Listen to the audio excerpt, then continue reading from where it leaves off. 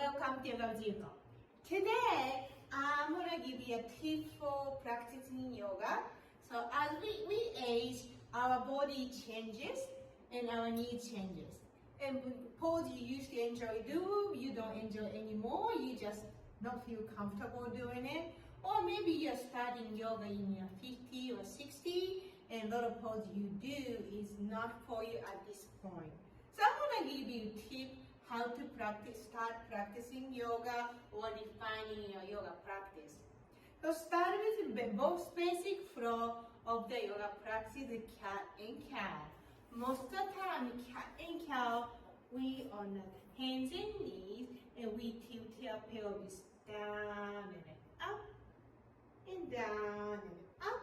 And you just chest movement to that. So inhale to lift your chest. So you're lengthening abdominal muscle.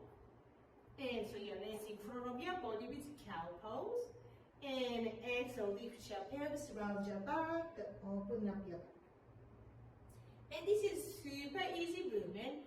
However, you have a knee issue or your wrist issue. This hands and knee is an acceptable pose. You can do this seating posture. Any kind of seating posture. If you need to lift, you can place your blanket or pillow under so you have a little more easy to sit up.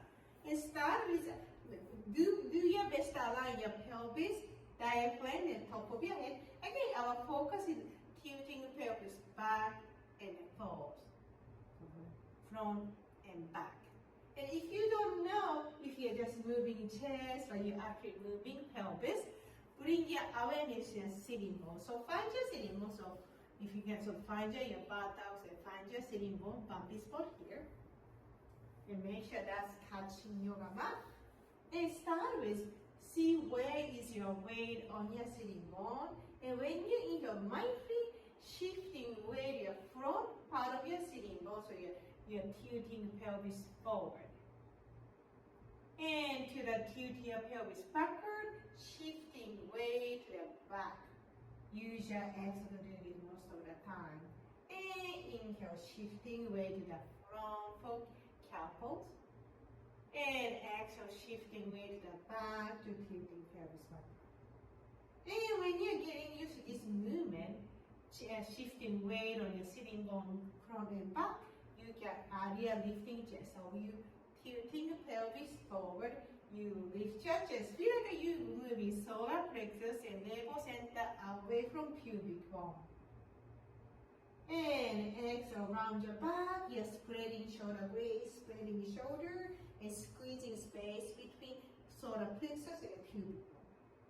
And inhale to tilt your pelvis forward, open up the space. Exhale, tilt your pelvis backward, close the space. So this is a seating posture. Again, if you have a knee issue, sitting this way is not accessible, you can open leg to do the same thing. And this is not accessible. You can do this standing posture. So comfortable in the standing posture. So usually keep your feet a little wider than hip width and do the same thing. Then you can use, this time you can use your hand to tilt your pelvis back and forth. So you can actually move your pelvis back and forth to create a movement first. And then once you're getting used to move, you can just use your mind to tilt your pelvis back and forth. Then you can add your chest, tilt your pelvis and lift your chest. Make sure you stay engaged core to protect your lower back.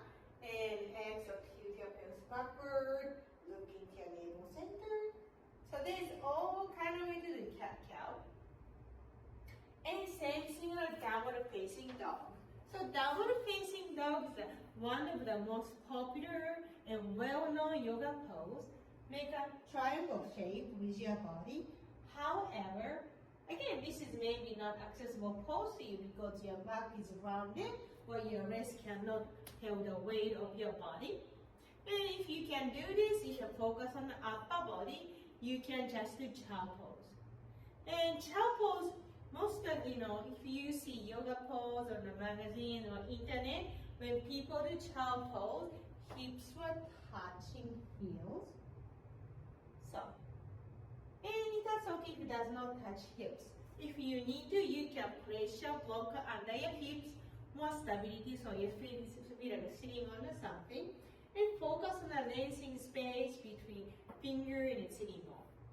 So from your tabletop pose, just extending arms forward, and if you need to, elbows down to extra support, and move your sitting bone away from your elbows and your fingertips.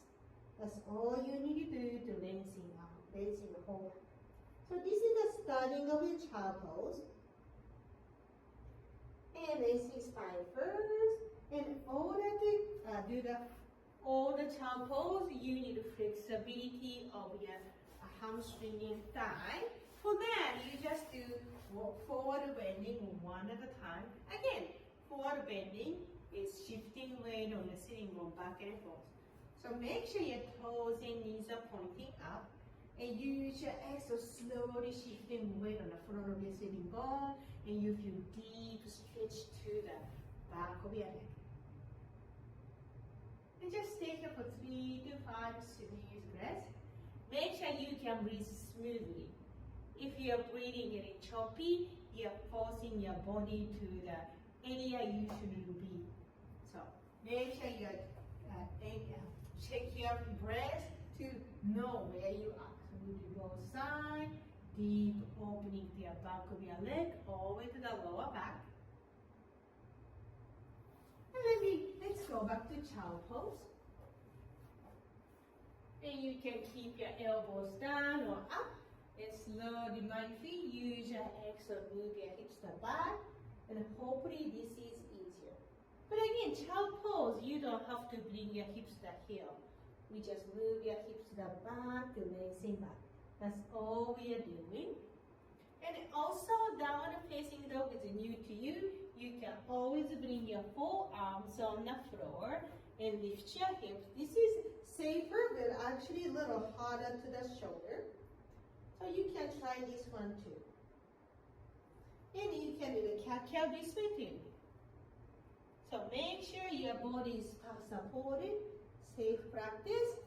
So a lot of typical yoga practice may not suit you right now for you, but there's all kinds of ways to practice yoga. So I hope you find the yoga practice you enjoy and you can continue. In my opinion, if you don't like one yoga class, that's mean you don't like the yoga.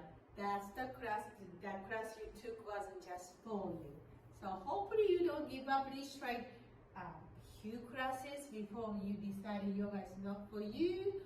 So hopefully this video is helping somebody somewhere to starting yoga practice or adjusting your practice, or don't feel guilty about not being able to do the pose other people do. So this is your practice, this is your life. So find what you need. And hope to see you here soon if you like me. So thank you so much for watching. Please like my video, follow my channel, and come see me more. And thank you so much, and see you next time.